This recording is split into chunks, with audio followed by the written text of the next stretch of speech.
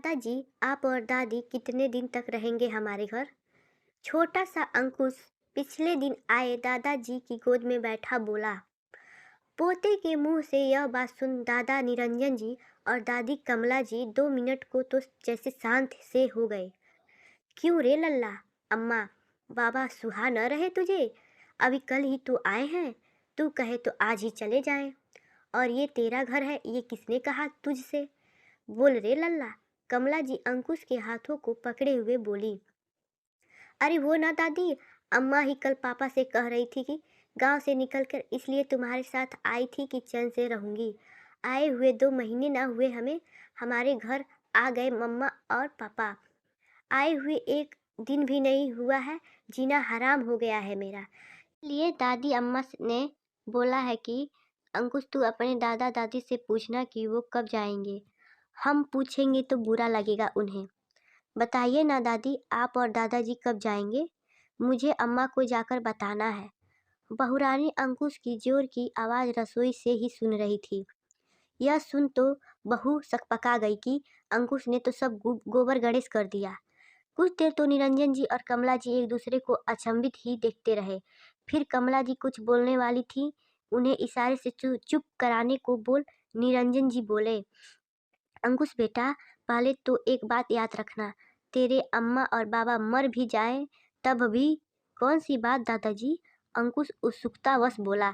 यही कि गांव का घर और ये शहर का घर जिसमें तू तेरी अम्मा पापा रह रहे हैं, ये दोनों हम सबके हैं, समझा? और दूसरी बात बेटा, पापा को बोलना हमारी कल ही टिकट करा दे। वैसे भी शहर में बंद घरों में हमारा मन नहीं लगता। वो तो तुम्हें बचपन से अपनी गोद में खिलाया है। तेरी अम्मा ने वो ही जिद कर बैठी कि चलिए एक बार अपने लल्ला को देख आते हैं।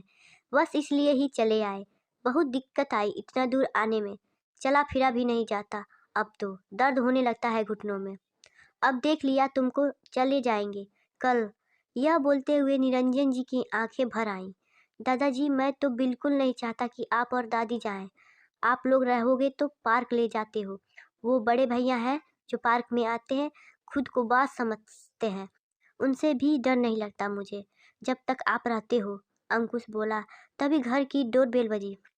बहुरानी मोहिनी ने आकर दरवाज़ा खोला। सामने वाली मिसेस वर्मा थी, जिनसे पिछले महीने ही मोहिनी का झगड़ा हुआ था। मोहिनी तो डर गई यह सोच के कि फिर से लड़ने आई हैं। मिसेस वर्मा, मोहिनी धीरे से बोली, कहिए भाभी जी, कैसे आना हुआ? मुझे तो लगा आप और भाई साहब की लव मैरिज है, तभी अचानक से अनजान शहर में आकर बस गए हैं आप। यहाँ सब यही समझते थे। यहाँ किराएदार बहुत कम है, सभी के अपने ही घर हैं, तो इसलिए आप लोगों से कोई ज़्यादा बात नहीं करता था। कल आपके सास ससुर जी से बात हुई पार्क में, तो पता चला कि आप लोग बहुत अच्छे घर से हैं। जिसके घर में उनके बड़े आते जाते रहते हैं, तो लोगों के मन के शक दूर हो जाते हैं। बहुत अच्छा स्वभाव लगा आपके सास ससुर जी का कॉलोनी के लोगों को। मेरे घर कल सत्यनारायण जी की कथा है और शाम को दावत। सभी लोग परिवार सहित आइएगा। इंतजार रहेगा आप सबका। अभी तो रहेंगे ना आपके सास ससुर जी यहाँ? मिसेस वर्मा पूछती हैं। जी भाभी जी, यहीं रहेंगे। हमारा और हमारे अंकुश का मन माँ जी पापा जी के बिना नहीं लगता। मोहिनी डबडबाई आंखों से बोली। ये तो बहुत ही अच्छी बात है। अच्छा, मैं चलती हूँ, इंतजार रहेगा आप सबका। इतना बोल मिसेस वर्मा चली गईं। मोहिनी के मुंह से यह बात सुन कमला जी और निरंजन जी के चेहरे पर मुस्कान तैर आई। शाम को बेटा राहुल घर आया। निरंजन जी ने उसे अपने पास बुलाकर बोला, बेटा मेरे पास पैसे हैं, ये फ्लैट जितने का आए खरीद ले। तुम लोग भी शान शौकत से रहो, कोई कमी नहीं है तेरे पापा पर। यह सुन मोहिनी और राहुल की खुशी का ठिकाना न रहा। वह दोनों न जाने कितने समय से पैसे जोड़ रहे थे घर के लिए, पर व्यवस्था हो नहीं पा रही थी। सच यह है कि हमारे बड़े बस थोड़ा सा अपनापन प्यार चाहते हैं अपने बच्चों से। बदले में बच्चे इनका बहुत कुछ भी ले लें, ये खुशी खुशी दे देते हैं। धन्यवाद।